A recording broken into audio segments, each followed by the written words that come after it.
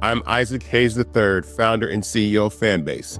And right now, we're accepting investors in our $17 million round to revolutionize the future of social media. Today, for just $399, you can own 60 shares of stock in Fanbase at $665 a share. Go to startengine.com/fanbase and invest today. While the big platforms have grown too massive and disconnected from their users, Fanbase is building a platform where creators and users truly come first. We've already raised $8.6 million from everyday investors who believe in this vision, and now you can join them. This is your chance to invest in a social media tech company with over 1 million users that is disrupting media by allowing anyone to reach all of their following and monetize their content from day one. The market is changing, big platforms are failing to serve their users, and Fanbase is stepping up to fill the gap. Don't wait until it's too late. Invest now. Invest for yourself and your future. Go to startengine.com/fanbase and own the future of social media.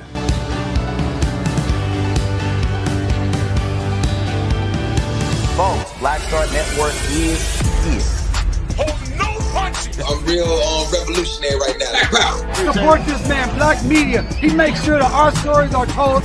Thank you for being the voice of Black America, Roland. Stay black. I love y'all. All momentum we have now, we have to keep this going. The video looks phenomenal. See, there's a difference between Black Star Network and Black-owned media and something like CNN. You can't be Black-owned media and be scared. It's time to be smart. Bring your eyeballs home. You dig?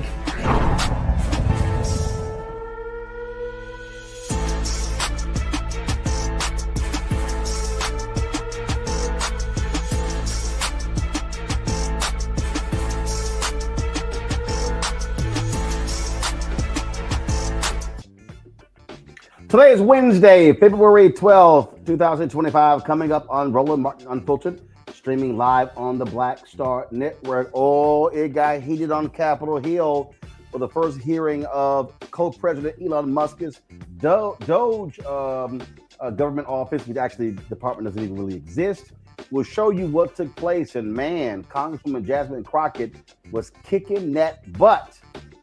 SEIU, they're suing Donald Trump and co-president Elon Musk over their firing of federal workers. She will join us to talk about their lawsuits. Also on today's show, Congressman Gregory Meeks, the ranking Democrat on the House Foreign Relations Committee.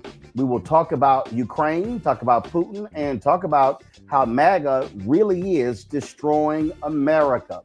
And why is Elon Musk and Donald Trump getting rid of the cybersecurity office that keeps our elections safe from foreign actors? Could it be they want to focus on trying to steal the 2028 election? Man, it's a lot we got to talk about. It is time to bring the funk on Roland Martin Unfiltered on the Black Star Network. Let's go. He's got it. Whatever the miss, he's on it. Whatever it is, he's got the scoop, the fact, the find. And when it breaks, he's right on time, and it's rolling. Best believe he's knowing. Putting it down from sports to news to politics. With entertainment just for kicks, he's rolling. It's gonna go roll, y'all. It's Roland Martin, rolling with Roland now. He's funk, he's fresh, he's real, the best, you know he's Roland Martin now.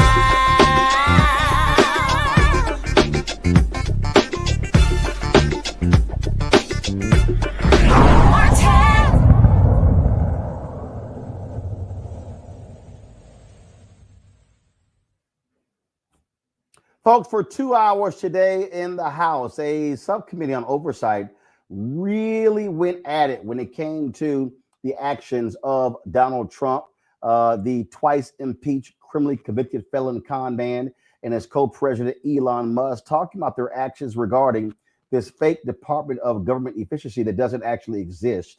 And so New Mexico Democrat Melanie Stansbury, let's just say Stansbury, she had no problem laying it out in terms of what we're dealing with when it comes to these two crooks. Right. Well, good morning, everyone. Thank you, Madam Chair, and welcome to the very first subcommittee on government efficiency. As was said, this committee is tasked under the Oversight Committee with ensuring that the government and the vital services that it provides, from healthcare to national security, actually work for the American people. And this is certainly a topic that we have worked on for many, many years here in the Oversight Committee, in which I personally have worked on as a former civil servant who worked at the Office of Management and Budget. And in fact, for anyone who has ever worked on these issues, you know that there is ample ground for bipartisan work to make the government work better for the American people and to ensure that it operates in a more efficient manner. And in fact, all of us here on the Democratic side are ready to roll up our sleeves and to get to work. And just last week, I had the opportunity to sit down with the chairwoman and to discuss these very issues and opportunities to work across the aisle. And like the chairwoman who shared some of her background with me, I grew up in a working family. I grew up working for small mom and pop family businesses and understand the necessity of balancing the books, making sure we can deliver, and fiscal responsibility. And that's why today's hearing is focused on making sure that the federal government is doing what it's supposed to and digging into the more than $236 billion in improper payments that we see going out the door every single year. And we need to get to the bottom of that. And we need to make sure that we're putting into place rigorous oversight and controls to prevent fraud and abuse, and of course, to go after bad actors. And that is why myself and the Oversight Ranking Member Connolly and other Democratic members of the committee sent a set of bipartisan ideas that we'd like to work on together that would root out waste, fraud, and abuse and modernize and streamline how our agencies deliver vital programs for the American people. These are programs that are important for our seniors and our families and healthcare and the education system, and we need bipartisan solutions to get across the finish line. And we've been trying over the last several years to get these ideas out of this committee, but unfortunately, the committee's priorities have been elsewhere under the current majority. So I hope we can fix that this Congress. But we can't just sit here today and pretend like everything is normal and that this is just another hearing on government efficiency. I mean, all you have to do is look across this room and see that it is not a normal hearing. Because while we're sitting here, Donald Trump and Elon Musk are recklessly and illegally dismantling the federal government, shuttering federal agencies, firing federal workers, withholding funds vital to the safety and well-being of our communities, and hacking our sensitive data systems. In fact, while we were here discussing government waste on the House floor yesterday, Elon Musk was standing behind the Resolute desk in the Oval Office with the president, and the administration was making emergency court appeals to try to unlock his team's access to the Treasury payment system, which they claim they are using to study improper payments, which is the topic of this hearing. But here's the thing. The Treasury payment system, which includes Social Security information and bank accounts for millions of Americans and data that's critical to national security and the operation of the U.S. government, and payments that go out the door annually equal to almost a fifth of the U.S. economy, is not where the payment decisions are made, because that happens inside the agencies that are currently being dismantled. And the people who actually investigate waste, fraud, and abuse at these agencies are the inspector generals, who Donald Trump fired his first week in office in a midnight massacre. So we have to ask ourselves, what is really going on here?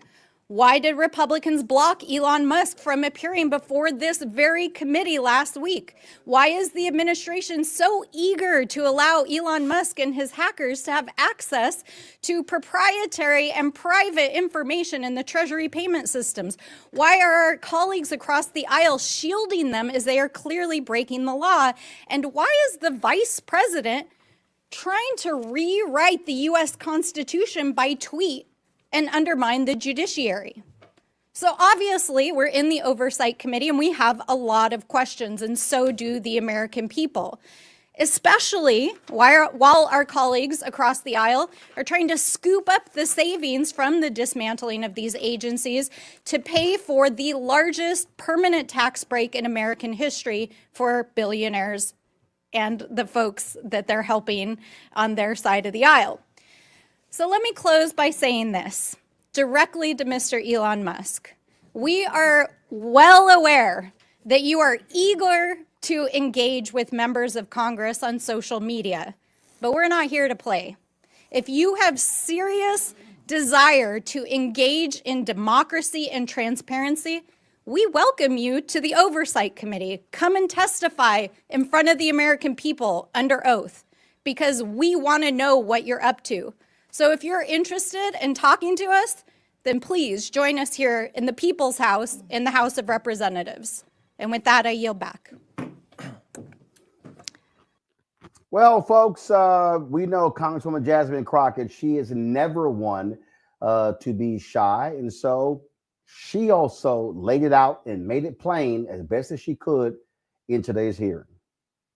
Madam Chair, and Mr. Talcove, I'm just going to go ahead and pick up where you left off really quickly. Just to be clear, the upgrades that you're talking about as it relates to our data processes, these aren't things that would be free, are they? They would cost some kind of money. Not looking for a number, but they will cost, correct?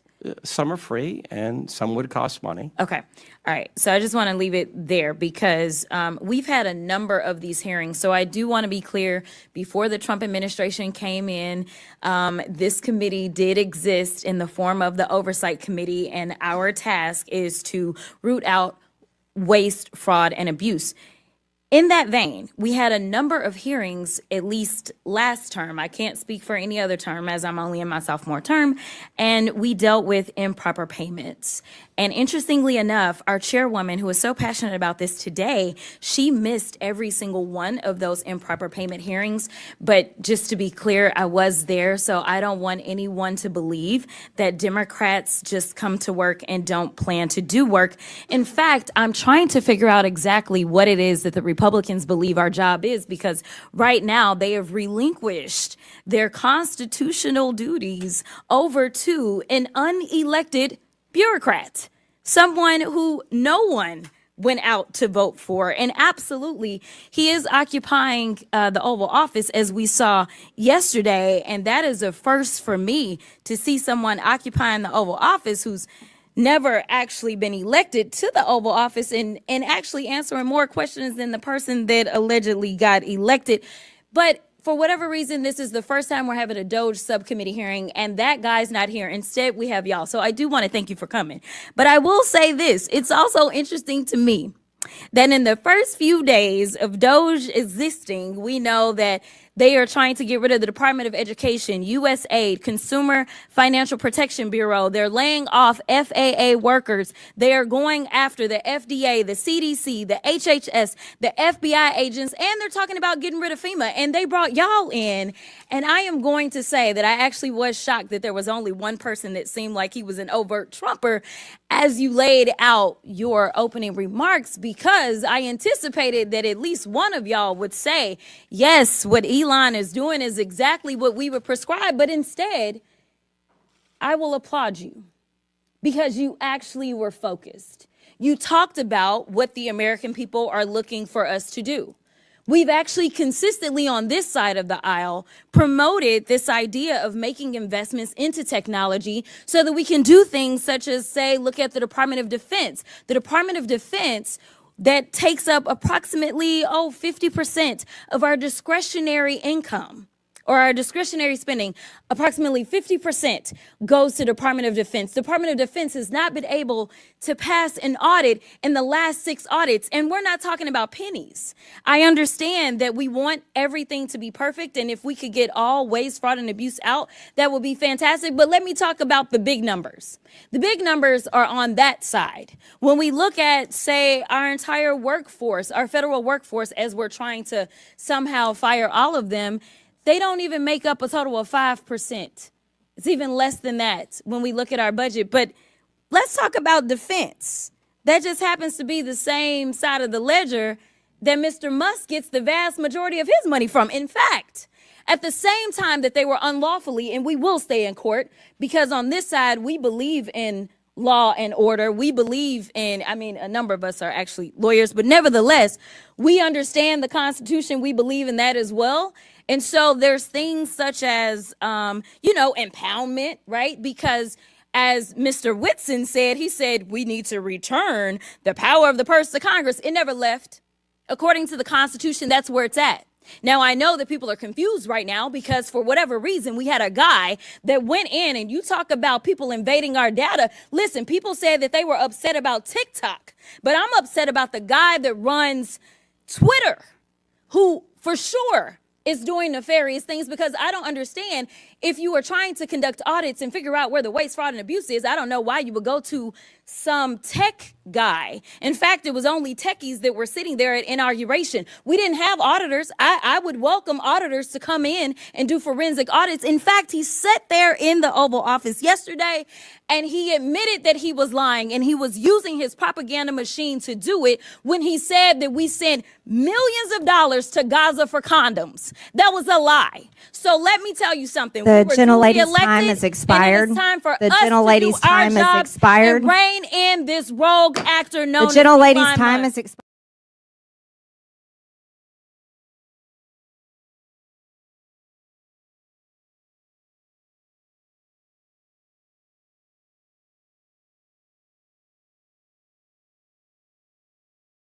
Well, first of all, that's what we would call strong words. That's what we would call someone who actually cares about this country. And man, I love the call out of Congresswoman, that idiot Marjorie Taylor Greene, by saying, yeah, she never showed up at these hearings last time we spoke. Now, folks, what's happening is, and we talked about this on yesterday, when Congresswoman Crockett said that Elon Musk admitted to lying. Now, see, his was also interesting. So earlier today, I did Piers Morgan's YouTube show, and it was pretty interesting because when we got done at 12:10, we got done with the show. By that time, there was zero. There was nothing on the Doge website, doge.gov, and all of these Republicans that they want us to just believe whatever Elon Musk says, and it's like, you want us to believe without any proof? So here's what they've now done. So if you look at their website, what they've now done is just simply put up their tweets. So here's a perfect example of the BS that they've been laying out. Today, the Department of Education terminated 89 contracts worth $881 million. One contractor was paid $1.5 million to observe mailing and clerical operations at a mail center. Did they provide any backup, any proof that these were wasteful contracts? Nope. Then you go in here. Today, the Department of Agriculture terminated 18 contracts for a total of $9 million, including contracts for Central American Gender Assessment Consultant Services, Brazil Forest and Gender Consultant Services, and the Women in Forest Carbon Initiative Mentorship Program. Did they provide us any details, any facts on these programs and what they're about? No, they did not. And again, right here, great coordination across 35 agencies over the last 2 days to terminate 199 wasteful contracts, saving $250 million, including contracts for Asia Pacific, Sri Lanka, climate change mitigation, adaptation, and resilience coordinator services for Forest Service. And it goes on and on and on. But again, no details, y'all. Nothing. Just, take our word for it that this is waste. Well, you mean take your word for it, like when you lied in the Oval Office about the $50 million in condoms that were going to Gaza? Oh, I'm sorry, that was Gaza, Mozambique, to actually mitigate HIV/AIDS. And then Donald Trump further lies because when he was there, he goes, it was $100 million. He just added $50 more million. Now, we know he is a liar.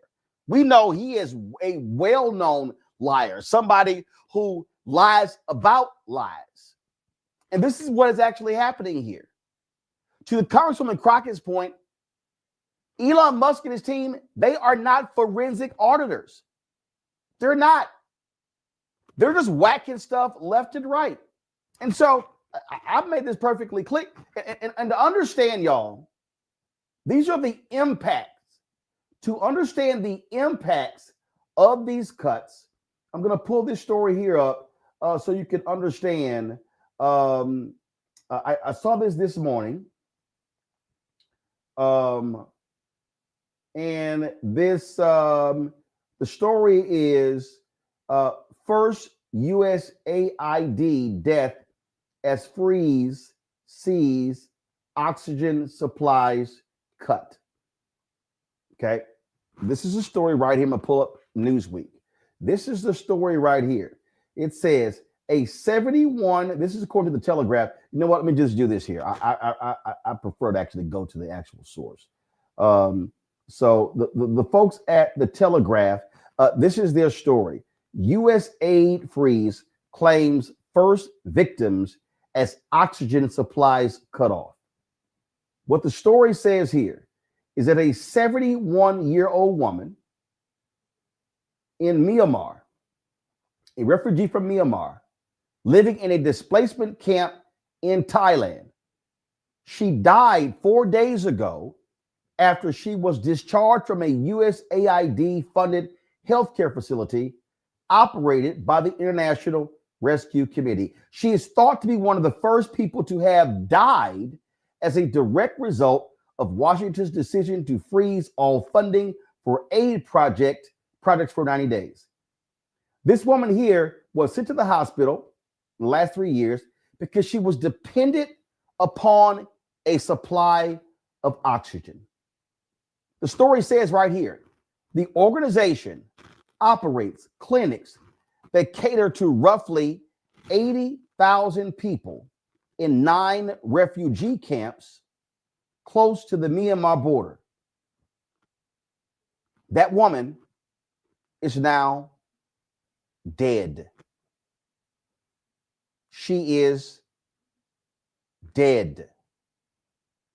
And there are others who have died.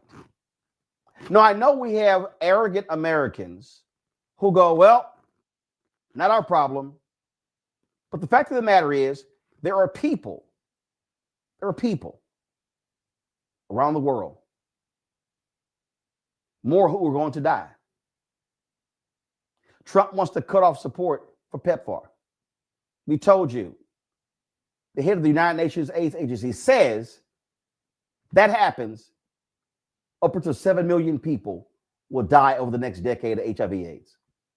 In fact, right now, remember when Republicans were blasting President Obama? How dare you leave our people in Benghazi?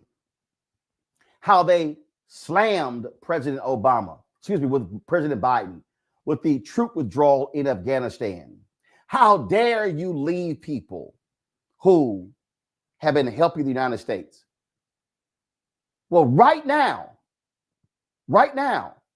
individuals who were helping the United States in the Congo, one talked about fleeing the Congo because they froze the cuts. They literally froze the cuts. I'm going to pull this up because this is real. These are people's lives. These are people who are now being targeted as a result of the action.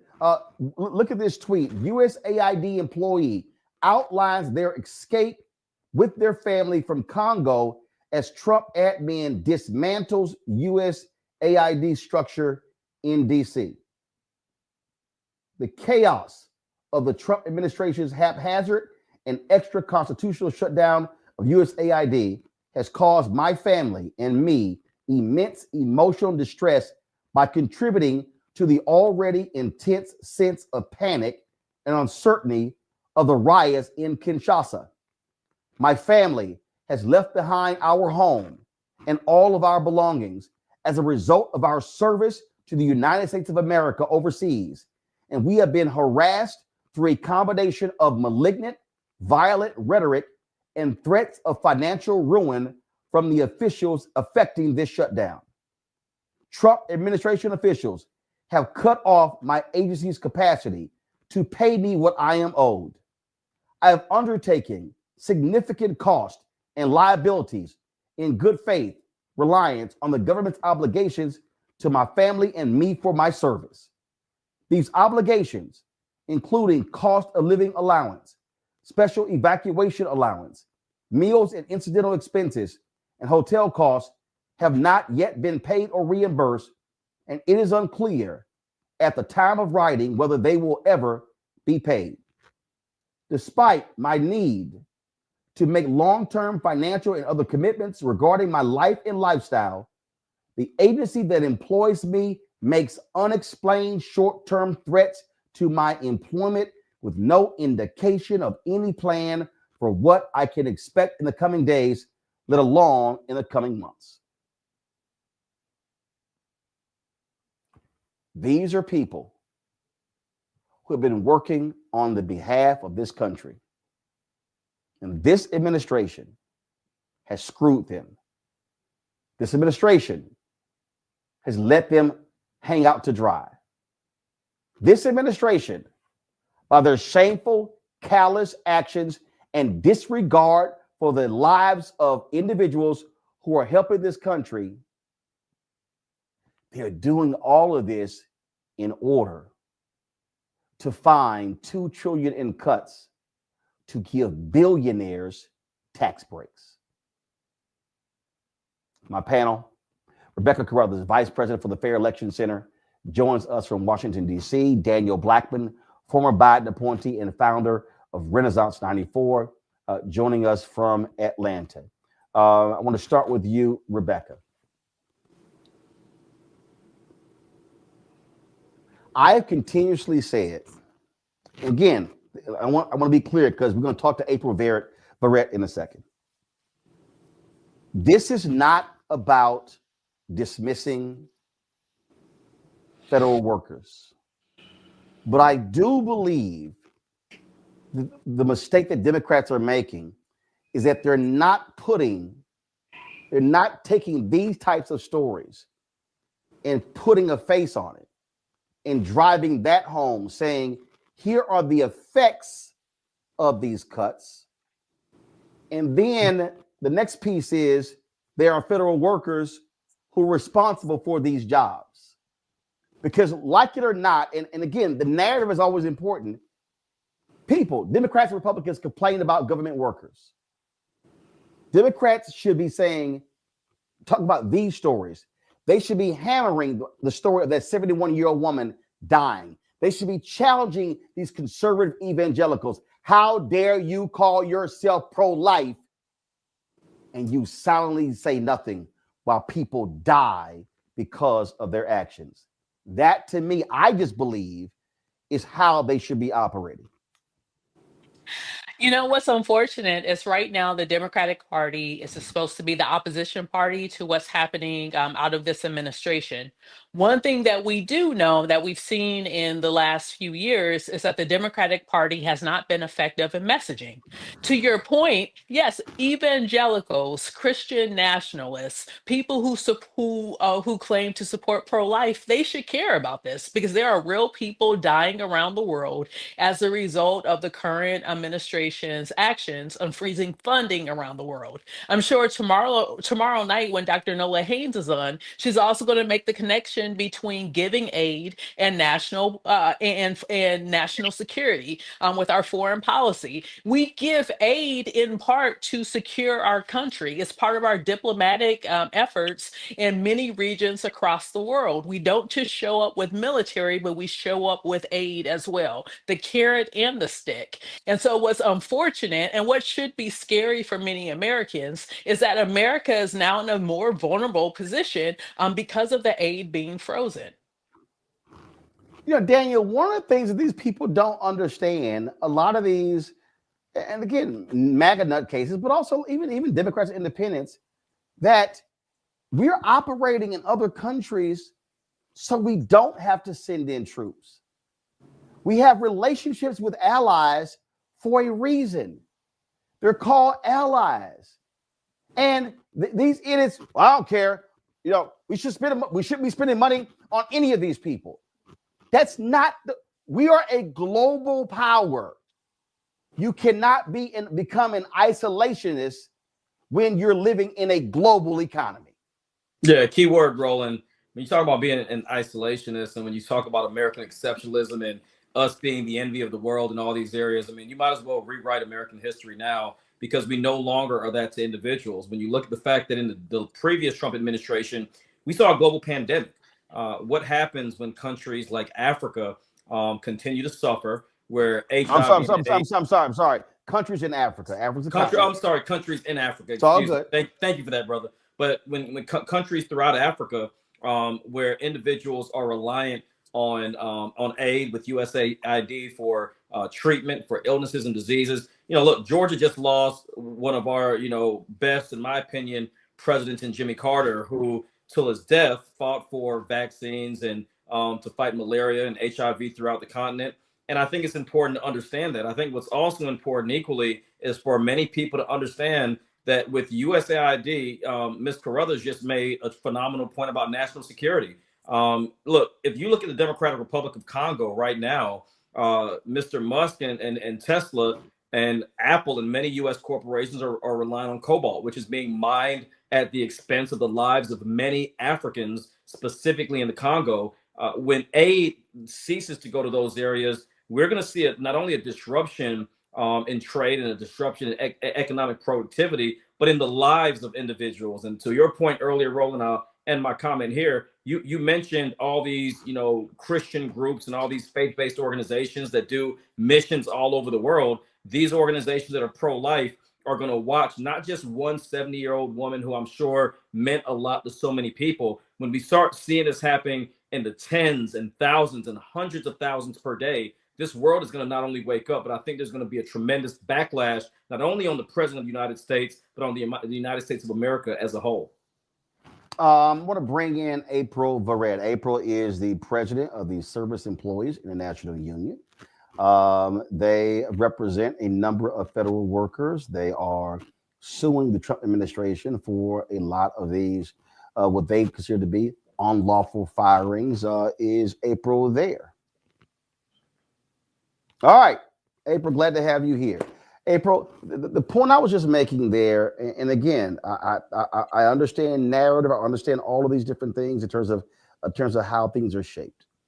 And the reality is, reading that letter, which was so difficult to read. These are federal workers.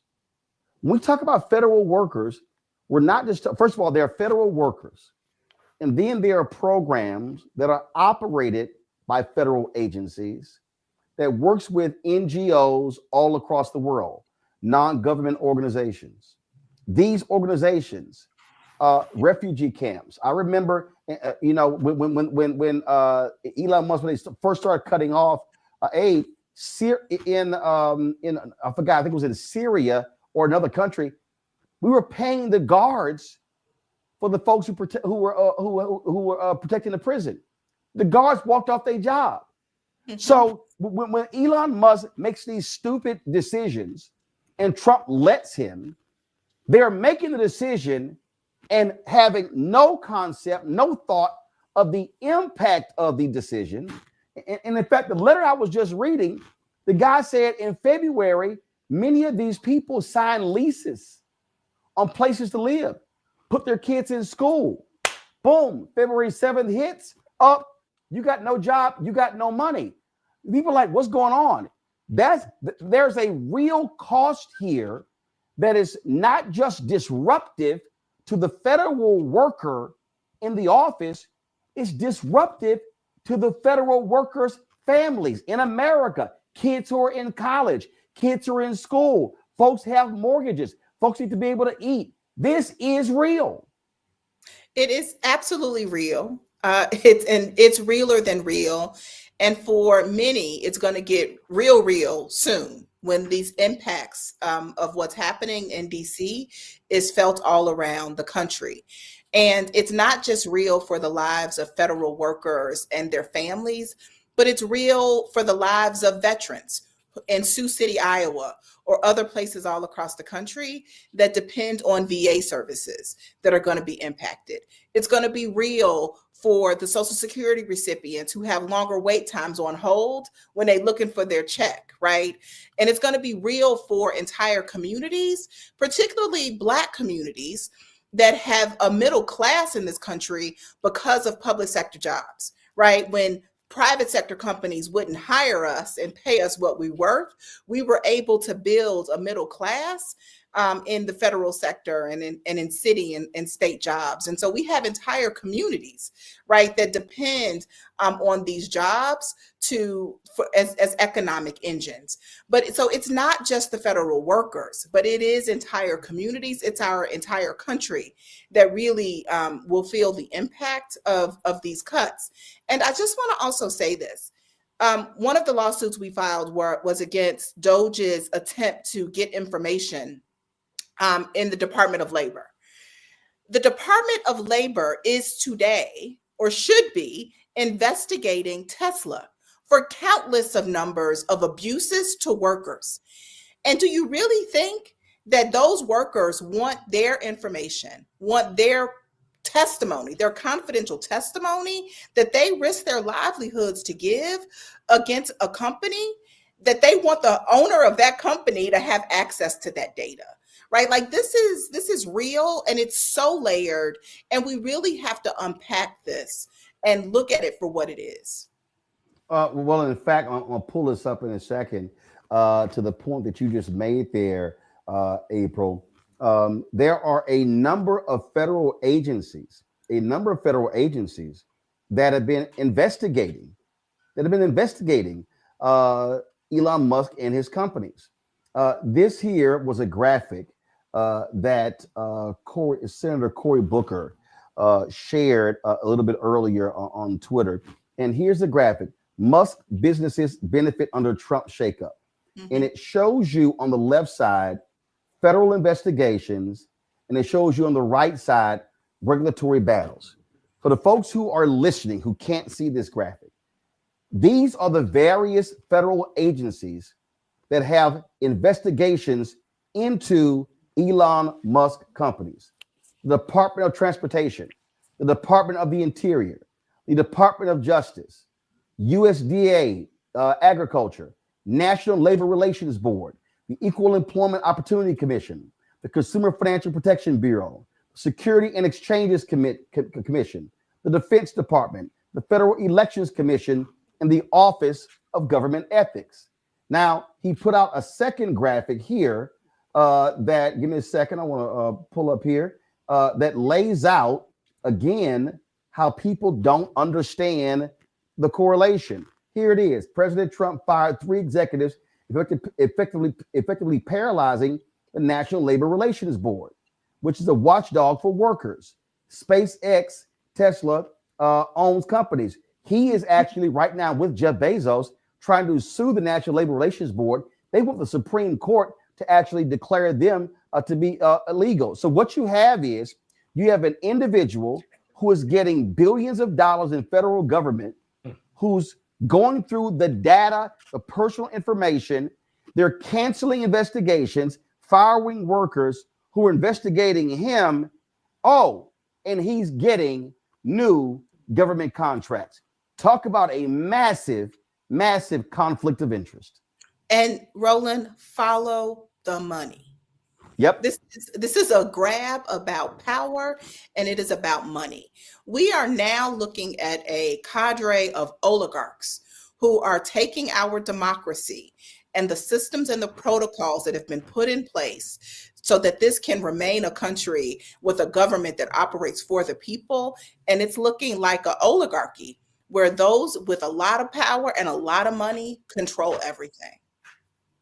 Yeah, I said to people, what's going on? I said, you know, what you have here, you have these rich folks who, frankly, what they want to do is they want to rape and pillage the system. That's what they want to do. They want to rape and pillage the system. They don't want any controls. They don't want any oversight. In fact, we're going to play a video. Y'all get it queued up, where Senator Elizabeth Warren was talking to the head of the Federal Reserve because of the actions that Elon Musk and Donald Trump have taken against the Consumer Financial Protection Bureau. There is right now no agency having oversight in the banking industry. So what they're doing is they're playing the whole, shell game. Let's keep America focused on these lazy, trifling, refuse to come into work, overpaid federal workers, but let's ignore the billions of dollars and how we're getting screwed by Wall Street and banks and crypto and financial services, and let's have no oversight of them while, again, they destroy working class Americans. That's absolutely right. And I just want to remind folks, there is no healthy democracy on this planet that does not have, to bolster it, a healthy, vibrant worker movement. And so that is why it's important that us in labor use our platforms, use our resources to push back. And I hope that we can get the support of your listeners in our efforts to make sure we protect our democracy. As a labor leader, my union represents over 80,000 federal workers. We represent folks like nurses and firefighters, right? Folks who work in our VAs. And this is not simply, sure, we want to make sure the folks' jobs and livelihoods are protected, but these folks go to work every day wanting to deliver good services, wanting to make sure we have a federal system that actually works for folks who call America home. And we want to grow our movement. Now is the time that more people join unions. We know that 60 million Americans say they are interested in becoming a part of our movement. Well, we have to change the rules to allow them to come into our movement, because over the next 2 and 4 years, we gotta get our weight up.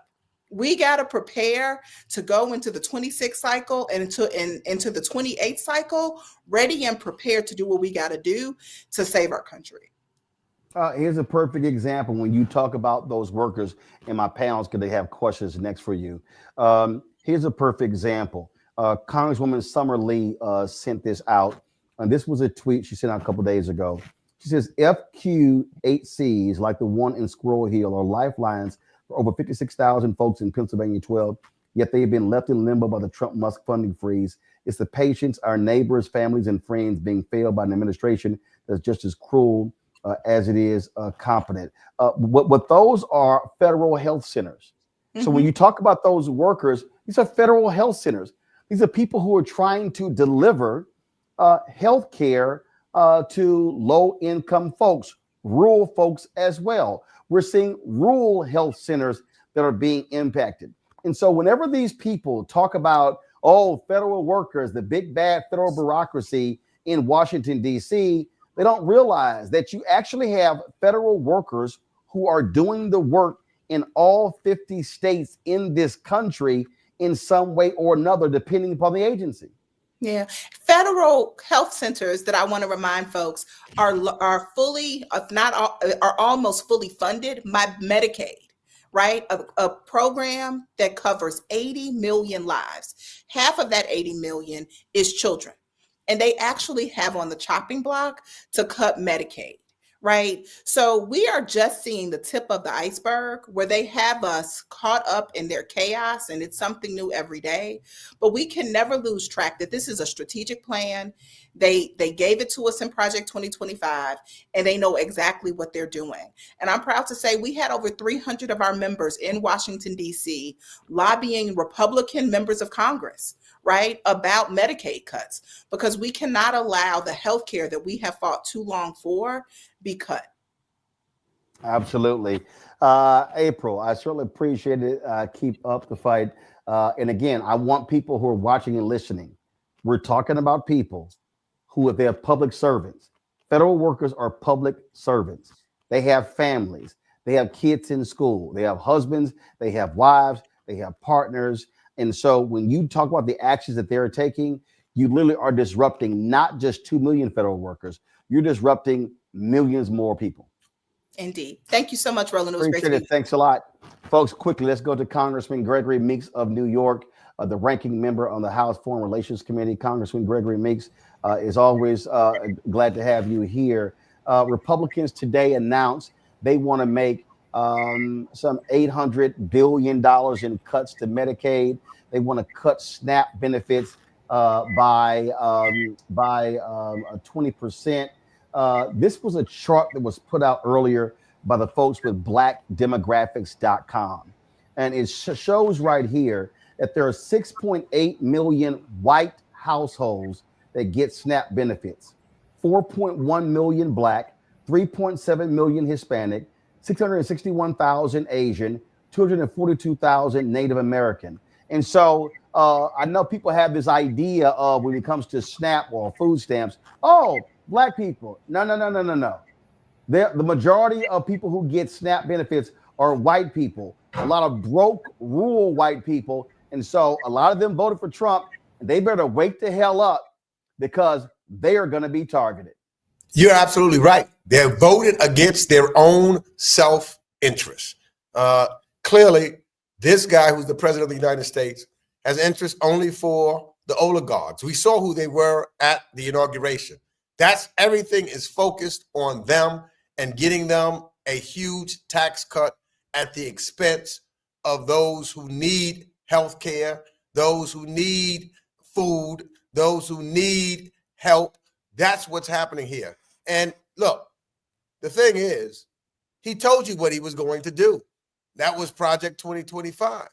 But these folks in Appalachia, you know, as the vice president comes from, those are the people that he talked about previously in his book. That's who's going to hurt also.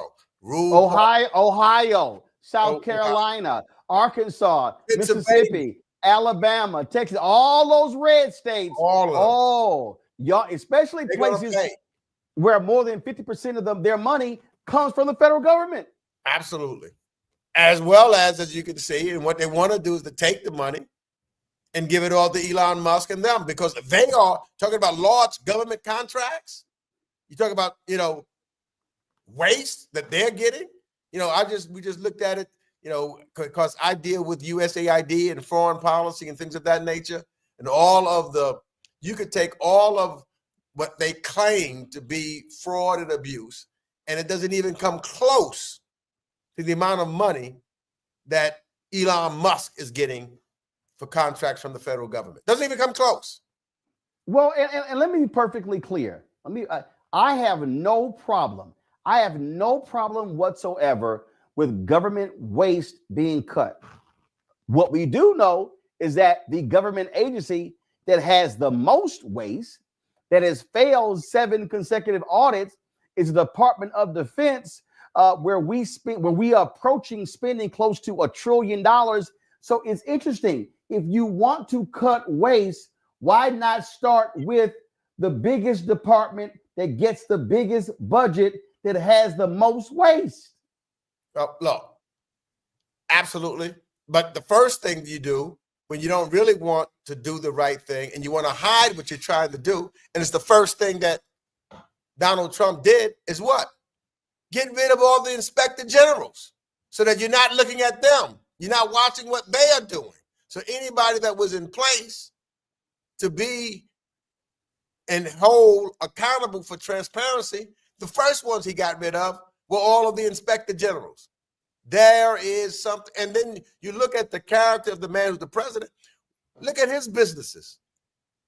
8 times he had to file bankruptcy. And how he ripped off the average everyday worker. And yet, you don't want to look at what he promised during the campaign to bring down inflation. Just saw something this morning, how inflation has gone up. Bring down the cost of goods. Bring down the cost of gas. None of that. And how many things have he said and or focused on any of that? Fact of the matter is, he just talked about increasing tariffs in other places. Now, and it's interesting because the tariffs that he's putting on, especially with reference to steel, it benefits a small group of a small union that are steel workers. most of those workers don't look like the people that's listening to your show, but it hurts just about every other major union, every other worker, and it will cost the American people, costing and driving up goods and services. So, you know, he's been an individual all of his life that has conned people, and we've got to watch it now because he tries to get you to look at something else while taking away some vital services, vital needs of the average, everyday, hardworking American. Got to ask you about what we heard today. Trump says he talked to Putin about negotiating an end to the war. Then he says, oh, now I'm going to call the Ukrainian president.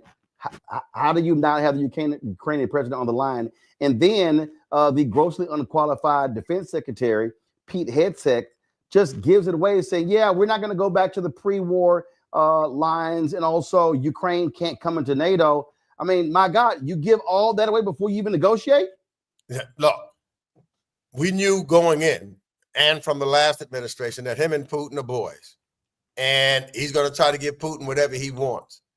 Now, I happen to have talked to a number of legislators from the Ukraine, and they're looking at the fact that they may not be able to depend upon America, as well as NATO and European allies. They're looking at the fact that they may have to look someplace else. Where else will they look? They probably will have to depend upon China. And China is locked in with Russia. But our national defense now, because we know, is at stake, because we know that Russia won't stop. But what's the similarities? Well, when you listen to Trump, he sounds a lot like Putin, because why would he tell Putin to move out of territories in Ukraine when he's told the American people in the world he wants to take Greenland, he wants to go in and take Gaza, he wants to take the Panama Canal back?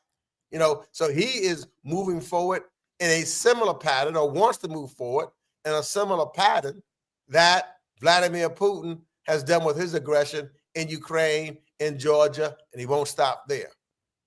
Questions for the panel. Rebecca, you first. Thank you so much for being on the show tonight, Congressman Meeks. One thing that we noticed, speaking of China, is that over the last decade, they've made quite an investment in the global South. What happens to America's foreign affairs position if China is making great impacts and investment in the global South, and the United States is appearing to refuse to do so under this administration? Well, we lose. Clearly, we isolate ourselves and we're by ourselves, and the American economy suffers as a result. Prices go up. Allies leave us. And they would love, all of our allies in the global South would love to deal with America.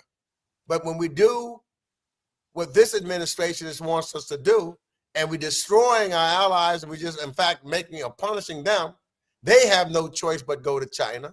China then has more involvement in the global South at our expense. And that also endangers our national security.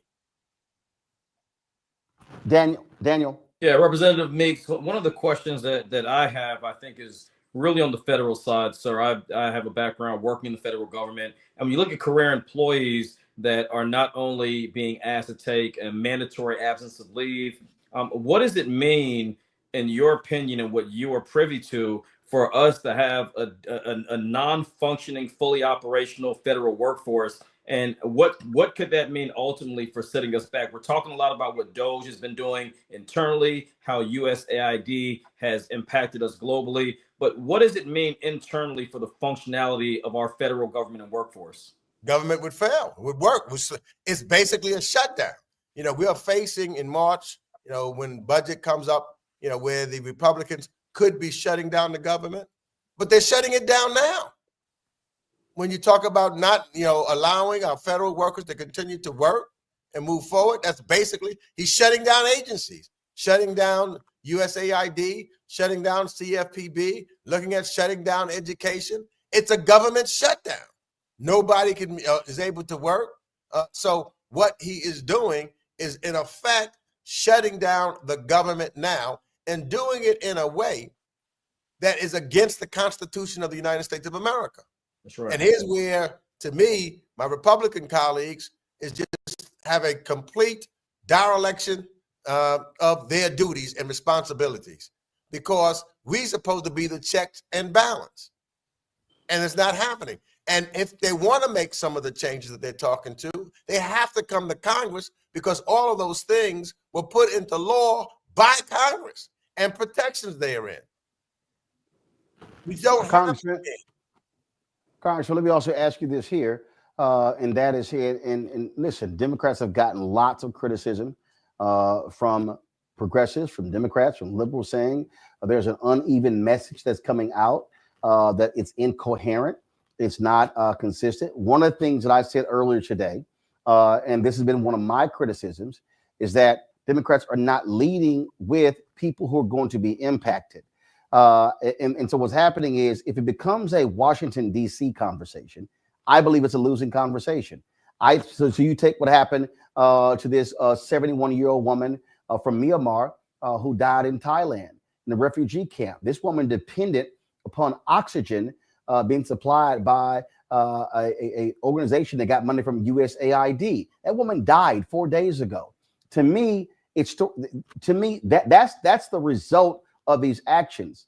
And so, what are y'all talking about in terms of how do you improve messaging? How do you cut through a bunch of the stuff that you're hearing coming from Elon Musk and Republicans, so people begin to understand the impact? How do you make it less wonky, less Washington, D.C. centric? And as Joe Madison said, you got to put it where the goats can get it. So a couple of things, particularly for our community. You know, Roland, I also chair the Congressional Black Caucus's Political Action Committee. And what we're going to be doing, and what we're looking at right now, is going into congressional districts where especially there are 10% or more African Americans in them, and taking the message right there. And we will be adopting those districts and those areas, talking to the people directly. And here's something that I need to talk, because I've been talking to some in the media, black media. Here's where you will play a huge role, because you know and get into the individuals who need to hear the message and need to understand, and you know how to relay that message. Because quite frankly, a lot of the folks that we have been messaging to, you know, if we're just doing it on MSNBC or CNN or something like that, and not doing it on your shows where people are listening to you on an average everyday basis and in these communities with black media, then we're going to miss the boat. So we're in the process of trying to raise other, so that we're not waiting until 2026 to deliver a message. We start right now. So we're doing that. We're going to be asking, you know, folks that who've been our donors, etc., to double down, so that we can deal exactly with you and black media, and going into those places, adopting them as communities of where they don't have a member of Congress who look like them, or they may not even have a Democrat in those committees or in those communities. And we can then get them ready, hear them the message, get them mobilized, get them to understand exactly what's happening and what's at stake in this next election, but not even waiting for the next election, because in every local election, there's other elections that's taking place in 2025, mayors, you know, council people, aldermen, assembly people, you know, all of that is taking place now, but we've got to go to where they are. Something you talk about all the time. Go to where they are, and in and with black media who knows and are listening, and people are listening to you, your show, and shows like it, so that we can make sure our message gets through and break it down to its common denominator so they understand.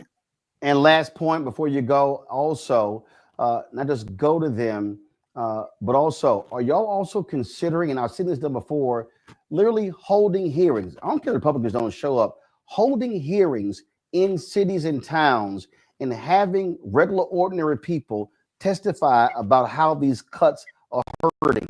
You know, I just think back to that testimony in 1968 when Fannie Lou Hamer was in Atlantic City, New Jersey, when the nation was riveted by her testimony, and President Lyndon Baines Johnson quickly called a news conference to get the cameras away from it because it was so powerful. I think those things are also necessary. That way you force the networks to carry it, but also you live stream it. Hell, we have the capability of doing it. It's on YouTube everywhere. where people are hearing from regular, ordinary day people talk about how these Elon Musk, Donald Trump, MAGA cuts are destroying their cities, towns, and communities. You're absolutely right. In fact, we had a discussion earlier today about making sure those that are affected by those cuts, those of us, particularly from the CBC, we want to bring those individuals to Washington so that they could be the response to Trump's State of the Union message. Because right, but I'm saying, Congressman, I get coming to Washington, but what I'm saying is going to where they are. Because see, what happens now is now those local media, now that state media, now that those local people, because you get the conversation out of DC, and you take it to the people. I just think that again over the next that's what I mean.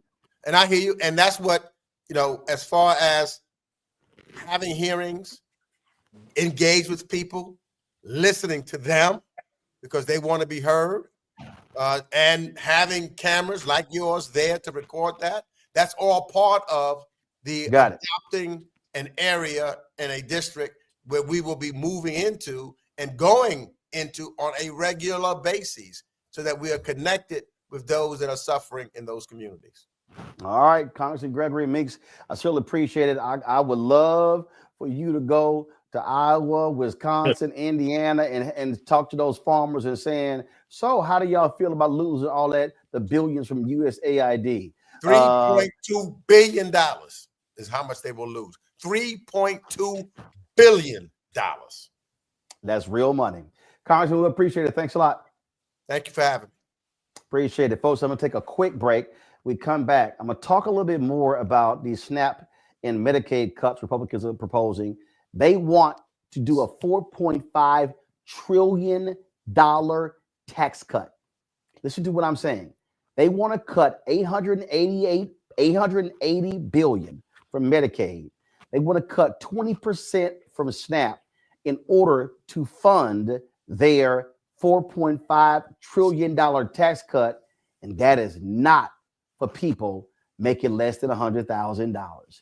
You're watching Roland Martin Unfiltered on the Black Star Network. Support the work that we do. Join our Bring the Funk fan club. Your support is critical to our success.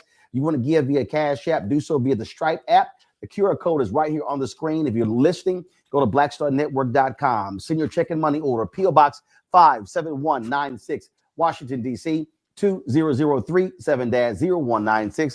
PayPal's R Martin Unfiltered. Venmo is RM Unfiltered. Zelle, Roland at RolandSMartin.com. Roland at RolandMartinUnfiltered.com. We'll be right back.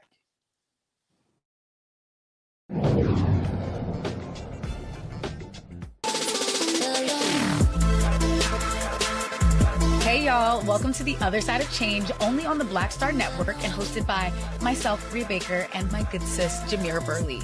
We are just two millennial women tackling everything at the intersection of politics, gender, and pop culture. And we don't just settle for commentary. This is about solution-driven dialogue to get us to the world as it could be and not just as it is. Watch us on the Black Star Network, so tune in to The Other Side of Change.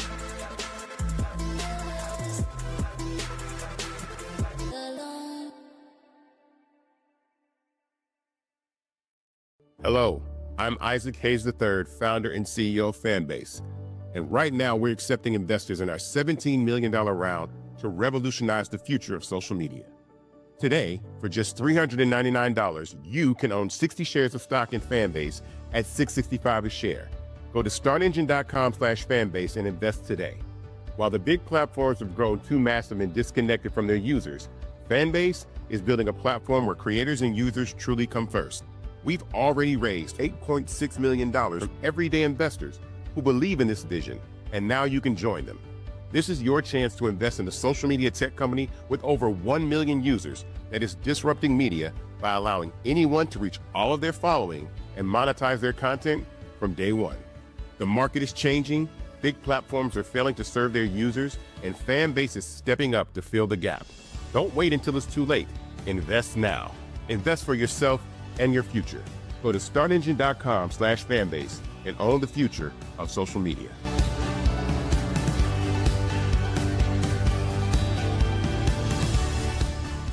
Hey, this is Motown recording artist Kim. You are watching Roland Martin Unfiltered. That boy, he always unfiltered though. I ain't never known him to be filtered. Is there another way to experience Roland Martin than to be unfiltered? Of course he's unfiltered. Would you expect anything less? Watch what happens next.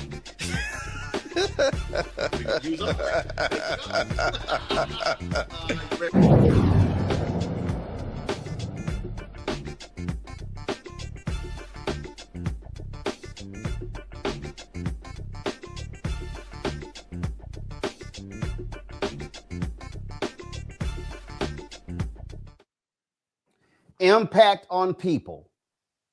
Impact on people. Impact on people. I want everybody to continue to say that when we're talking about what is happening with these crazy, deranged MAGA people. Now they're running around going, see, look at the polling data. 53% of Americans agree with this. We love what's going on. That's MAGA talking. But when you start talking about what's the impact on people, conversation changes. We've been playing the videos of these white farmers crying, complaining about how these cuts are going to impact them. I want to show y'all a couple of things. Look at this here. This is a map that was put together. SNAP enrollment as percent of the county population. Now, if you look at the dark green, that's 0.4 to 8%. That's the lowest right there. So you look right here, look at all these areas up in, the states up here, Montana, North Dakota, South Dakota, Idaho, all those sort of states like that. All right. Then you see the light green, 8.0 to 11.7. Then you see that the little yellow gold, 11.7 to 15.3%. Then you see the highest places, 15.3% to 19.9%, 19.9% to 58%. Now, you see a lot of this out in Oregon, in Washington State, in the Midwest, okay, which might be surprising to people. All of a sudden, you go over here, you start seeing New Mexico, Texas. This is where you really begin to see it. Those Confederate states, Arkansas, South Carolina, Tennessee, Mississippi, Louisiana, Alabama, Florida. Look at all that. When Republicans cut 20% of SNAP benefits, it's going to be a lot of poor white people and African Americans who are impacted by that. Now, I want to show you another chart because this might also help you understand this here. All right, check this out. So this is a different type map. And so you see more than 15.9% is in black. What do you see? Oregon, New Mexico, Oklahoma, red state, Louisiana, red state, West Virginia, red state, Illinois, blue state, but it's a lot of rural people in Illinois. When you look at that dark green, 14.0 to 15.9%, guess what? Alabama, Nevada, Michigan, Pennsylvania, New York State, North Carolina. Of those states, which ones did Trump win? Nevada, Alabama, North Carolina, Pennsylvania, Michigan. That next green, Florida, Georgia, Mississippi. Yeah. Ohio, Kentucky, Wisconsin, Arizona, California. Which of those states did Trump win? Wisconsin, Ohio, Kentucky, Georgia, Florida, Mississippi, Arizona. Democrats, if they're smart, would learn to weaponize his actions against his own people. Same thing applies to Consumer Financial Protection Bureau. $21 billion has been returned to regular, ordinary people. And guess what? The oligarchs, the billionaires, the tech bros, and the tech sisters, whatever they call them, oh, they want to get rid of that because it's too onerous. This is a Senate hearing. Senator Elizabeth Warren. If the CFPB is not there examining these giant banks to make sure they are following the laws on not cheating consumers, who is doing that job? I can say no other federal regulator. No one, in other words. So thanks to co-president Musk and CFPB acting director vote, Wall Street banks no longer have to show the bank examiners that they're not illegally opening accounts people didn't ask for, like happened with Wells Fargo, or charging illegal junk fees like the Bank of America did. But CFPB has jurisdiction only on banks that have more than $10 billion in assets. So what's happening in thousands of community banks all around the country, those that have less than $10 billion in assets? And what they're trying to do, they don't want to touch defense. They want to give the Defense Department more money. Do y'all realize the Defense Department already gets 860? I'm sorry, let me help y'all out. The Defense Department's budget is almost the same as what Republicans want to cut from Medicaid, which is $880 billion, which is basically their budget. The Pentagon gets $862 billion. And the Republicans want to give them another $150 billion to move them to $1 trillion. Pennsylvania Congresswoman Summer Lee had some thoughts about that. This is what she had to say. I think that if we've learned anything, we have to stop giving the benefit of the doubt to people who have shown us repeatedly who they are. For the past 4 years, we've been in an ongoing insurrection. For the past 23 days, we've witnessed a power grab unlike anything we've ever seen, a constitutional crisis, a democracy crisis. Fake President Musk and his team of child cronies have run through one federal agency after another, USAID, the Education Department, Labor, CFPB. They're illegally accessing your taxpayer dollars and data, trying to withhold congressionally approved funds, and throwing the lives of our workers into chaos and uncertainty and danger. They're telling you this is about government efficiency, but all of these agencies combined make up just over 1% of the federal budget. This is just theater, masking the power grab, masking the grift and the con. While the so-called Department of Government Efficiency has been on a rampage to root out waste, fraud, and abuse, they've been ignoring the biggest money pit in the federal government. The Department of Defense, which alone eats up 14% of the budget, is the most unaccountable agency that exists. The Pentagon literally loses track of trillions of dollars, trillions of its own dollars. It's just failed, as we've heard, we should say it 7 times. They failed 7 straight audits, and its own leaders have admitted that they don't think they're going to be able to pass one for at least the next 3 audits. If Musk and Trump actually cared about waste, fraud, and abuse, they start with the agency that for years now can't even find its own money. Instead, Republicans want to funnel $150 billion. You know, I'm sorry, I don't want to just say Republicans. The government wants to funnel $150 billion more of your tax dollars into the DOD. We know exactly what that money does. It will line the pockets of defense contractors, price gouging the government, billionaire CEOs, raking in multi-million-dollar bonuses and super PACs, bankrolling politicians who prop up the military-industrial complex. It will not make you safer. Republicans are going to throw billions more at the Pentagon while telling us we have to gut Medicaid or Medicare or Social Security. They'll hand Raytheon and Lockheed a blank check while claiming there's just no more money for hospitals or for your public schools or for our housing or for food assistance. There's always more money for war, though. There always seems to be more money for weapons.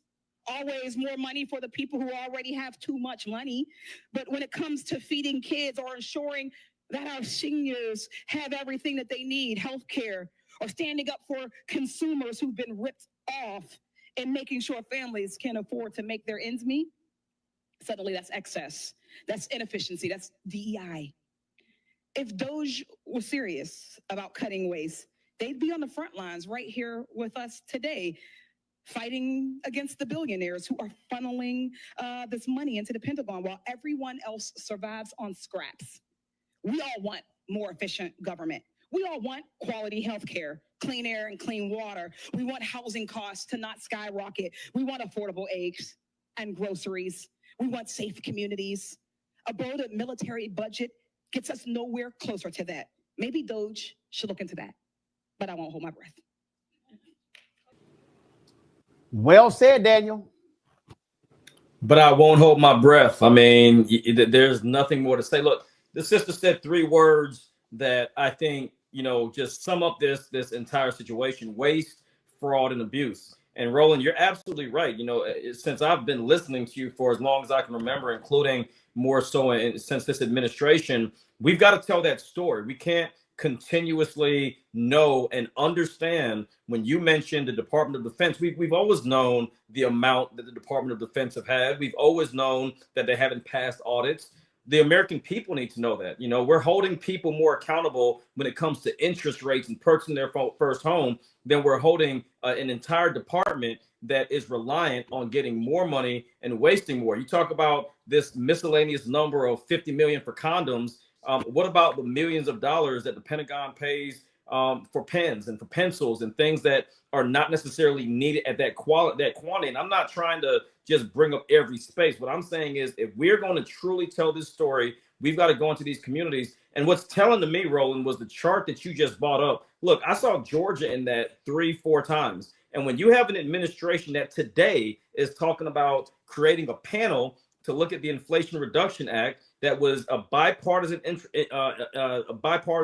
infrastructure law that was Democrat and Republican, that predominantly went into these states that rely on agriculture money. They rely on SNAP. They rely on all these areas. These are the areas where Democrats, not just in blue states or states that went for VP Harris, we've got to start going and taking the fight to them. We've got to go into Mississippi, where not just in Jackson, right? Because the story in Mississippi has been Jackson, their water crisis. When those counties outside and cities outside of Jackson that are predominantly white, rural, and conservative start to feel that effect, Democrats have to be there to tell their story. And for many people, they might not understand that. But if we don't start planning right now and looking at those maps, and look, you can't be the only one that is showing those maps and sees those maps. They see them. They know about them. And if we're not weaponizing those maps, which is a word a lot of people don't like to use, if we don't start weaponizing these maps and going into communities where their children and their communities are suffering, we're going to be in bad shape. We have all the data we need. And see, here's the thing that we have to explain to people, Rebecca. I pull up on my computer. I want to pull this up. Give me 1 second. Give me 1 second. All right, I'm gonna pull this up here in terms of SNAP benefits. How much is spent? Because this is gonna crack people up on SNAP benefits. Because see, all these right wingers love to. These folks need to get a job. I don't know what the hell these people do. All they do is mooch off the government. That's all they do. Who do they think they are? Okay. As of the most recent data available, the average SNAP recipient receives $127 per month. I want people listening to understand that the average SNAP benefit is $127 per month. Rebecca, that's $31.75 a week for food. We're talking about food. According to Reverend Barber, he says that some 30,000 Americans die every year due to hunger and poverty. Are we serious? Look, Roland, I'm from Nebraska. Everybody knows that I'm a country girl. I like using my crock pot and putting beans in it. But for a family of four, for $31 a week, even if you're eating beans every day, you cannot live off of $31 a week. That just simply isn't possible, not in this economy. In fact, the only moochers of the government that we see are the private companies and publicly traded companies who are rolling back their DEI policies because they want to continue to live off of the teat of the government. I'm talking about Google. I'm talking about Tesla. I'm talking about Deloitte. I'm talking about Boeing. I'm talking about all these companies that have multi-billion-dollar contracts with the federal government. So to even, thinking back to the question that you asked the Congressman Meeks earlier, is when is his party going to go actually out of Washington, D.C. to bring this message to the people? It makes me think about in 2009 when I worked for Congressman John Dingell on the Affordable Care Act. One of the things that I remember about 2009 was that August recess, where you had Tea Party folks showing up in congressional districts, shutting down many of the events that members of Congress had to protest against the ACA. And I would say for those, this is even a Democratic or Republican thing, but for those who don't like what this administration is doing, then you need to show up in district. You need to shut some of these events down. You need to make your voice heard, because that is the only way you're going to get the attention of these folks, especially these people who are supporting the administration and who are in vulnerable districts. And like what you were saying earlier, when you're in district, and you're protesting and you're setting up those counter events, that's how you pick up local media. I remember, from my days of running campaigns, of setting up events and getting on the 4 p.m. newscast, the 5 p.m. newscast, the 6, the 9 and 10 and the 11, because it was the only thing that was going on in that area. Just like when you pointed the map, especially those where the recipients of those SNAP benefits are, those are in a lot of rural counties. Guess what happens to those rural counties? They have those noonday reports that they do on the news talking about commodities and prices and local goods. Well, if you're doing a protest in one of these towns, guess what? You're going to run on the news for the entire week. You're going to get on AM radio the entire week if people only showed up. And here's Speaker Mike Johnson, so-called conservative, so-called pro-lifer, saying, yeah, our cuts are going to be for these, we want to make these cuts in SNAP and Medicaid. Yep, for the billionaires. Listen to this. Can you guarantee that under any proposal, Medicaid would not be on the chopping block? Look, Medicaid has never been on the chopping block. What we're talking about is finding the, it's non-benefit related reforms to the program, right? Medicaid is infamous for fraud, waste, and abuse. I mean, by some estimates, large percentages of the dollars that are allocated there are wasted and stolen. And so we do right to go into those programs and find that and show the people what's happened and make sure it doesn't happen again. And if you eliminate fraud, waste, and abuse in Medicaid, you've got a huge amount of money that you can spend on real priorities. Now, he said, Daniel, he said there's a lot of fraud and waste and abuse in Medicaid. Look, man. Hold on. Give me 1 second. Yes, sir. Give me 1 second. Because I want to pull up something that maybe people don't know about. Now, Medicaid and Medicare are two different things. Okay? But guess who? And this is from 2022. This is what Democrats have been hitting him on. One of the largest defrauders of Medicare in history is Florida Senator Rick Scott. The health company that he led, the hospital chain, had a total of $1.7 billion in fines due to fraud in Medicare. So maybe Speaker Johnson should call over to Rick Scott and say, please tell us how this fraud and waste happens, because Daniel, he's the expert. Well, to me, it looked like he had a challenge putting some of his words together. I don't think that the speaker, Speaker Johnson, believes half the things he said because they know he knows he's complicit. Here's the thing, when we look at these areas and you talk about, I'm very familiar with Mr. Scott and the challenges that they face, including throughout the state of Florida and how that's impacted these communities. We need to take this message outside to people that it's going to work. Ms. Carruthers said it best. When you look at these rural areas where they're talking about these cuts and whatever he's making up that they're finding, and the waste side of it, we need to go into these rural communities, and that needs to be played in rotation. We've got to educate people, because you just mentioned Medicaid and Medicare are two different things. Most people don't know that. You would think that a lot of folks know one is for, a certain population of our society versus another. And we have been so politically out of tune that many people don't realize how this is going to impact them. And I think that when they bring these things up, especially Mr. Johnson, they're going to end up being their own demise, because when you really start poking into fraud and waste, what we're going to see is a lot of these deals that have been made, including what we saw with that chart that Cory Booker put together on everything Elon Musk was attached to. When we really start digging, the problem is we're going to see a whole lot of folks that Representative Johnson believes is standing with him and behind him that are complicit in everything we're seeing and reading about. And see, what we're also dealing with here, we're dealing with the protection of crooks.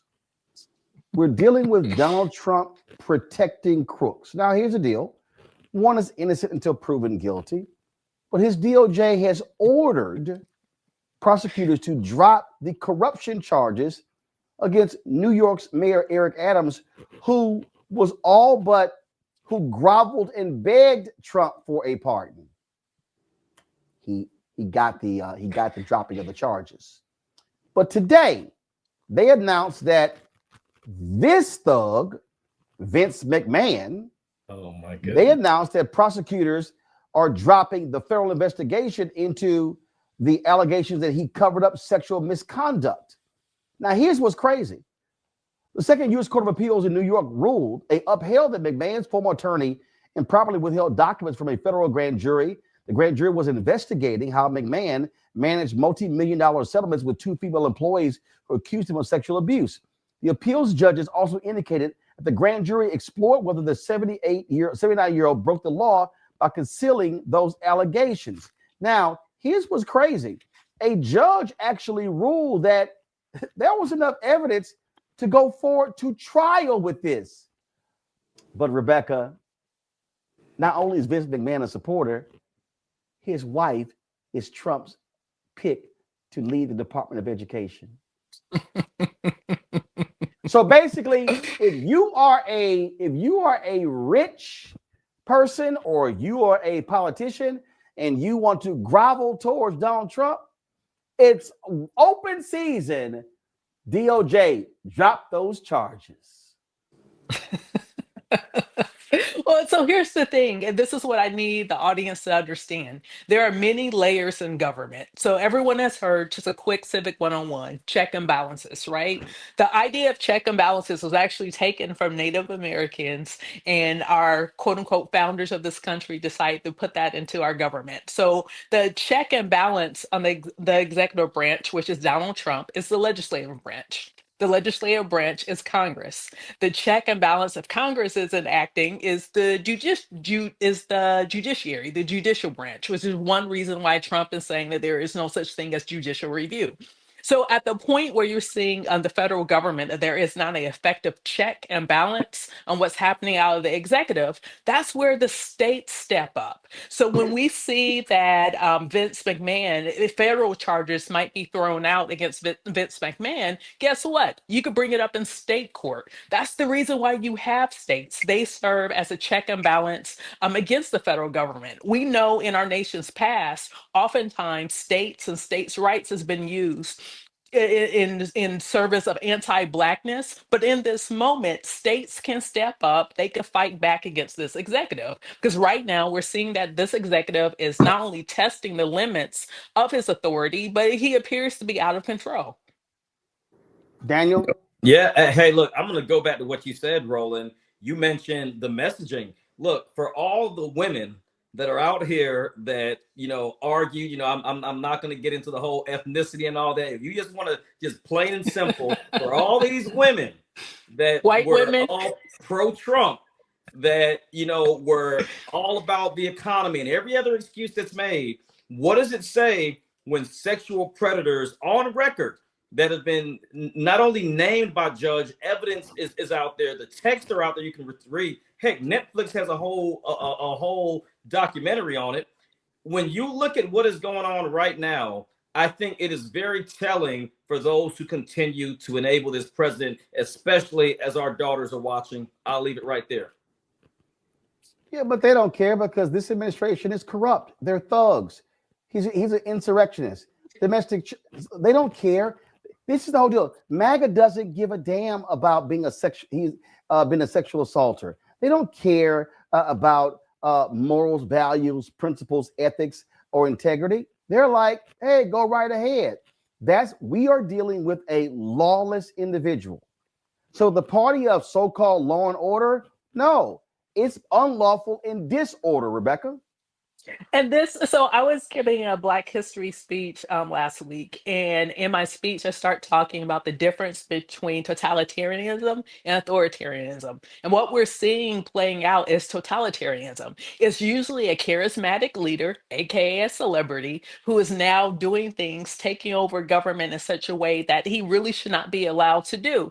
Versus like with authoritarianism, the leader doesn't have to be charismatic. They're not necessarily an ideologue. They just want power for the sake of power, but it's the extremely rich folks who are backing them, or it's the military. So it's almost like we're seeing Trump as a mix of a totalitarian and an authoritarian. And like even to what Daniel, to back up with what Daniel's saying, is the very people who are now twisting and bending themselves as pretzels, trying to justify why they supported Trump. A lot of them are quiet now. So while Mr. Blackman was kind enough not to call out white women or Latinas, I will. You know why? Because I'm a Black woman, and my family has been in this country for hundreds of years. I've seen this playbook because my family has lived through it, defeated it, and we've survived to tell the story. And so with that in mind, like I've said over the last few months, I trust Black women. I trust some Black men, actually a lot of Black men.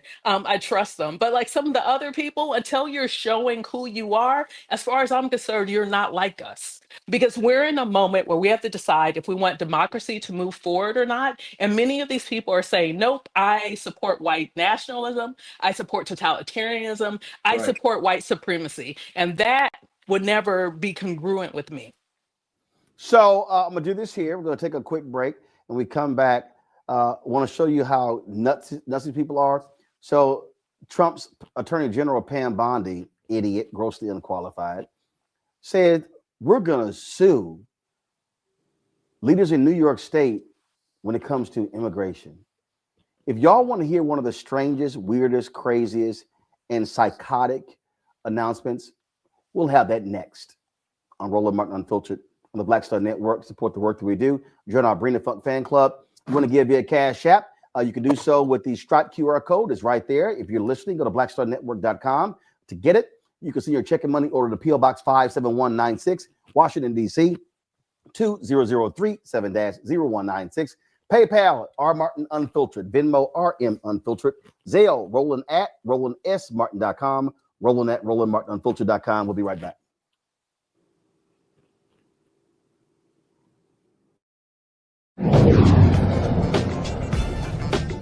Coming soon to the Black Star Network. Well, y'all, when you're on that stage, or when you're and you're seeing 2 and 3 or 4 generations in the audience, that's got to speak to you about the power of what y'all have become. Oh, most definitely. I think we were doing our show before our break, and remember, I was watching this kid. I could not take my eyes off him because he was about 9 or so. He was sitting in the front row with his, over on the right hand side. Yes. I was amazed that this kid knew everything, and I was like tripping to see how many songs this kid actually knew. And he knew them all. And he knew them all. We had to go over there and bring him on stage and take a picture with him, you know, at the end of the show and stuff, because it was just that amazing. It's like, this is crazy. You know, the music travels everywhere, you know, like what Philip was saying, seeing this young kid, then you hear our songs on commercials, cold commercials. Then you have the younger ones that hear our music in animation.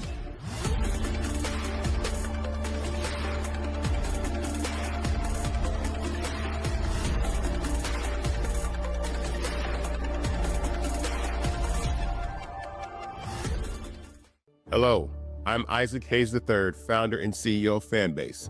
And right now we're accepting investors in our $17 million round to revolutionize the future of social media. Today, for just $399, you can own 60 shares of stock in Fanbase at $6.65 a share. Go to startengine.com/fanbase and invest today. While the big platforms have grown too massive and disconnected from their users, Fanbase is building a platform where creators and users truly come first. We've already raised $8.6 million from everyday investors who believe in this vision, and now you can join them. This is your chance to invest in a social media tech company with over 1 million users that is disrupting media by allowing anyone to reach all of their following and monetize their content from day one.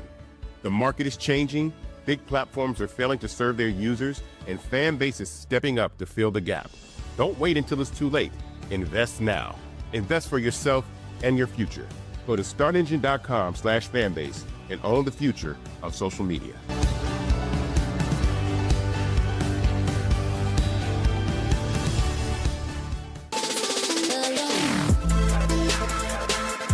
Hey y'all, welcome to The Other Side of Change, only on the Black Star Network and hosted by myself, Rhea Baker, and my good sis, Jamira Burley. We are just two millennial women tackling everything at the intersection of politics, gender, and pop culture. And we don't just settle for commentary. This is about solution-driven dialogue to get us to the world as it could be and not just as it is. Watch us on the Black Star Network, so tune in to The Other Side of Change.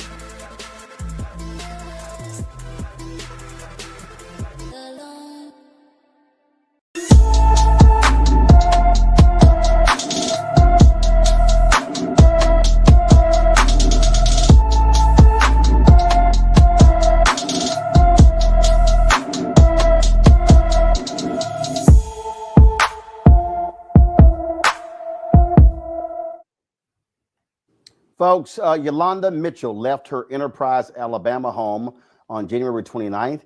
The 18-year-old is 5 feet 6 inches tall, weighs 170 pounds, with black hair and brown eyes. She was last seen wearing black pajama pants, blue and white tie-dye tank top, with her hair in box dreads and a high bun. Anyone with information about Yolanda Mitchell should call the Enterprise, Alabama Police Department at 334-347-2222, 334-347-2222. All right, folks. The Trump cabinet is a mix of, frankly, nutcase, crazy, deranged people. Earlier today, Republicans confirmed, of course, Tulsi Gabbard as the next director of national intelligence. The only Republican who had the guts to vote against her, a former minority leader, Mitch McConnell. Isn't that amazing? He also voted against some of the other people. But the rest of the Republicans had no guts in voting against the Putin-Assad lover. Now, one of the folks that got confirmed was Trump's Attorney General Pam Bondi. If you want to talk about an airhead, here you go. So that airhead stood next to the other airhead, his press secretary. And if you want to hear one of the most crazy, stumbling, bumbling, stupid news conferences, they came out to announce they're going to be suing New York State officials over the issue of immigration. Watch this train wreck. We're here today because we have filed charges against the state of New York. We have filed charges against Kathy Hochul. We have filed charges against Letitia James and Mark Schroeder, who is with DMV. This is a new DOJ, and we are taking steps to protect Americans, American citizens, and angel moms, like the mom standing right behind me, who you're going to hear from in a moment. New York has chosen to prioritize illegal aliens over American citizens. It stops today. As you know, we sued Illinois and New York didn't listen. So now you're next. Millions of illegal aliens with violent records have flooded into our communities, bringing violence and deadly drugs with them. With me today, I'm so proud to be joined by Tammy Nobles. Tammy is an angel mom. Her beautiful daughter, Kayla Hamilton, was murdered by an MS-13 member in 2022. Kayla had just turned 20 years old, and she was raped and murdered by someone who should not have been in our country. Yet, he was released, flown to Maryland, where he committed this violent murder. I just want you to hear from, Tammy. Tammy represents not only herself and her family, but all of the great angel moms around this country who have suffered because of what the Biden administration did, and it is over.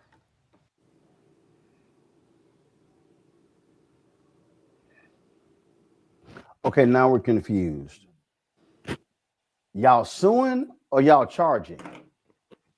I mean, when you sue, that's a civil suit. When you charge, that's criminal. Rebecca, she don't even know what the hell she doing. So they're suing the governor, Kathy Hochul, the attorney general, Tish James, and another official. That's how dumb she is. She doesn't even know the difference between suing and charging. I mean, also, I'm trying not. Also, learn how to turn the mic on when you go before the press. I'm trying not to throw shade at Stetson Law School, her alma mater. Because I was just like, lady, how did you pass the bar? I'm assuming she passed the bar. You know what? Roland, I know you keep saying FAFO.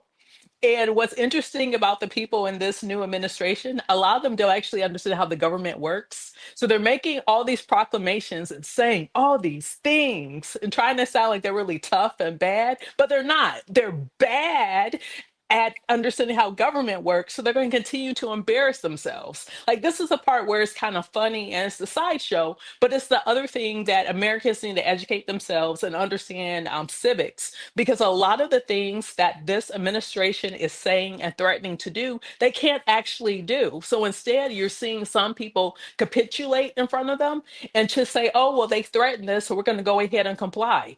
Don't comply. Because most of the actions that they've taken over the last 22, 23 days actually don't hold legal weight, in my opinion. So, it's, if I was going to do a fight between Pam Bondi, a legal fight between Pam Bondi and Tish James, my money is on her every single day of the week.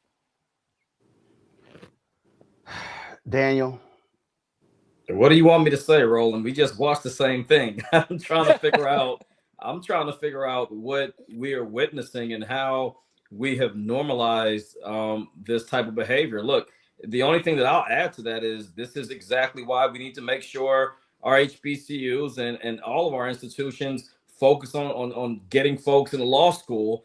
If we can put someone like that up as an attorney general that can't not only articulate the rule of law, but puts out these vague threats and talks tough into the camera, I don't know what to say. I mean, look, this it's not funny anymore, right? I mean, we're at a point where we're seeing these individuals that are not qualified for the jobs, that are saying things recklessly, that are not following the rule of law. These are the same people that argue the Constitution. These are the same individuals that are about law and order. These are the same individuals that every time something happens, they're actually going into quote unquote democratic cities and they're pointing fingers when the reality is they don't know the very law they're trying to argue upon. And that's a reflection of the United States. And when I hear people talking about cutting the Department of Education, when we see over 160 million Americans read at the 6th grade level, this is why. And then you get people like this that end up leading in cabinet level positions that are, quite frankly, not going to be able to do things. And I'm not going to say we shouldn't be concerned, but I'll put my money on about 1,000 other people before I put my money on her. I mean, We charged them. We're suing them. Girl, you ain't know what the hell you doing. You don't even know what you're doing. That's just how dumb these people are. And she had a tough girl voice. She tried to do a tough girl voice. She's acting like she plays a lawyer in TV. And I'm just like, come on. Like, if you're going to stand on business, stand on business. Like, I'm trying to take this seriously. Let me also say this here. I'm glad to see these federal judges who are, showing they have some spine as well. So this one federal judge, James Boasberg, has blocked the Department of Justice from removing January 6 videos from a public database. These people, Daniel, they are trying to erase everything regarding January 6th. They want to act like it never happened. Yeah, and look, we saw this fight years ago. For some of your viewers, they might not know I've worked with Bernice King for about 3.5 years prior to serving the Biden administration. Have loved and support the King family for a long time. And look, when they were talking about taking the I Have a Dream speech out of states like Texas, when they were attacking things under the auspices of CRT, we're now seeing that they want to rewrite a history they never wanted to talk about to begin with. And these individuals that are pushing and fighting and doing everything they can to erase something that we clearly saw with our eyes, which we witnessed. And if we got the tape, you can go back and listen to every Republican that said this is where the line stops. Everybody from Lindsey Graham to Mitch McConnell, all of them said the same thing, but then all of a sudden moonwalked 3 months after, and all of a sudden they can do no wrong. And then we see the largest heist in history, where you literally open a prison and release over 1,600 individuals that were convicted, that were charged. These are the areas that we're not focused on. And it's not only worrisome, but a generation is watching. We're literally watching the dismantling of everything we say we stand for. Rebecca. Yeah, absolutely. Like, I agree with what Daniel's saying. Like, I would just say for everyone, we're going to have to buckle up over the next few years. I think I mentioned this a couple of weeks ago. There are at least 46 states that have elections this year. That's 100,000 seats. So there are still things that we could do to make sure that our communities, our towns, our cities are still safe and still functioning. But what's unfortunate is largely we're not going to be able to rely on the federal government over the next few years. Nope, that is certainly the case. Let's do this here. Oh, first of all, let me go. I'm gonna stand up. So if y'all want to get one of these shirts, see, y'all know we don't play around. So I had to go ahead and rock the shirt. Don't blame me. I voted for the black woman. So if y'all want one of these shirts, to see his deal though. When all this craziness keeps going, I don't look at me. I had nothing to do with it. I voted for the black woman. So if y'all want the shirt, y'all want this shirt here, go to rolandmartin.creator-spring.com to get your Roland Martin Unfiltered merchandise. Another shirt that we have is hashtag we tried to tell you, FAFO 2025. And so y'all can get that. It's a QR codes right there. Or go to the website, rolandmartin.creator-spring.com, or go to blackstarnetwork.com. Let me thank Daniel and Rebecca for being on today's show. Thank you so very much. I appreciate it. All right, folks, if y'all want to support the work that we do, our goal is very simple. The goal is to get 20,000 of our fans contributing on average every year, not every day. We wouldn't mind every day. 20,000 of our supporters contributing on average $50 a year, which comes out to $4.19 a month, 13 cents a day. Okay. We've had some 34,000 donors since we launched this show, September 4th, 2018. We appreciate all the things that our donors have done for us. And every Friday, of course, we run on the show, the end of the show, the list of all of those names. And so there are multiple ways you can contribute. And look, there are people who say, hey, I can't give $50, but they've given 25, 20, 15, 10, 5, even $1. We've had other people who said, you know what, I support your show. Here's 100, here's 200, 400, 500, 1,000. One lady sent in 10 $1,000 cashier's checks. We appreciate every dollar, and it goes to the show. It pays for our staff. It pays for our travel. It pays for our equipment, our live streaming equipment, everything it takes to be able to run this show. And understand, you're not just supporting this show. You're supporting Fulfill the Art and Joy of Balanced Living, Reverend Dr. Jackie Hood Martin. You're supporting Dr. Greg Carr Show with the Black Table. And tomorrow we are dropping a new show hosted by two millennials, another weekly show. Here is the preview. Hey y'all, welcome to The Other Side of Change, only on the Black Star Network and hosted by myself, Rhea Baker, and my good sis, Jamira Burley. We are just two millennial women tackling everything at the intersection of politics, gender, and pop culture. And we don't just settle for commentary. This is about solution-driven dialogue to get us to the world as it could be and not just as it is. Watch us on the Black Star Network, so tune in to The Other Side of Change.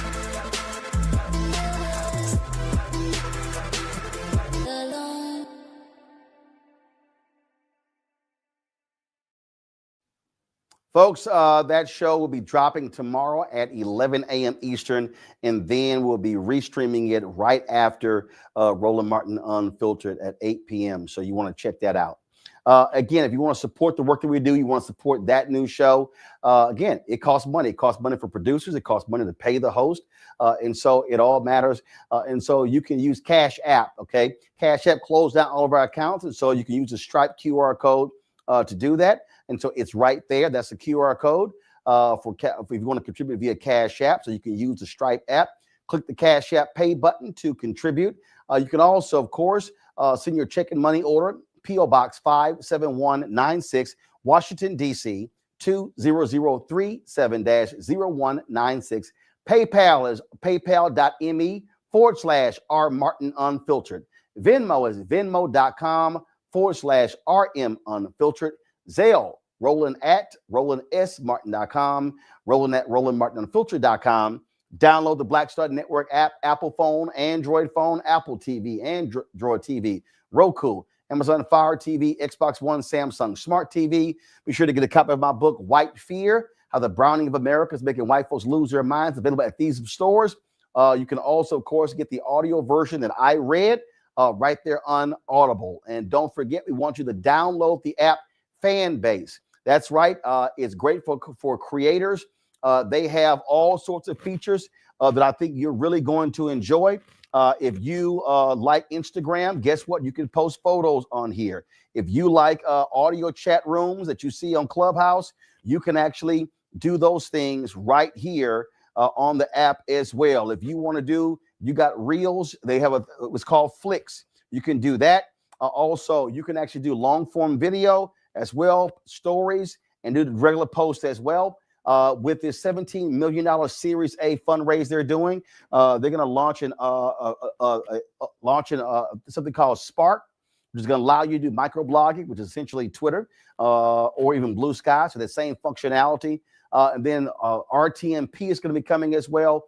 And so this is a great app we should be supporting. It's Black owned, but it's not just for black folks. And so I want y'all to support Fanbase. Download the app. You can also invest. If you want to also be one of the investors in this crowd fund, you can go to startengine.com/fanbase. Startengine.com/fanbase.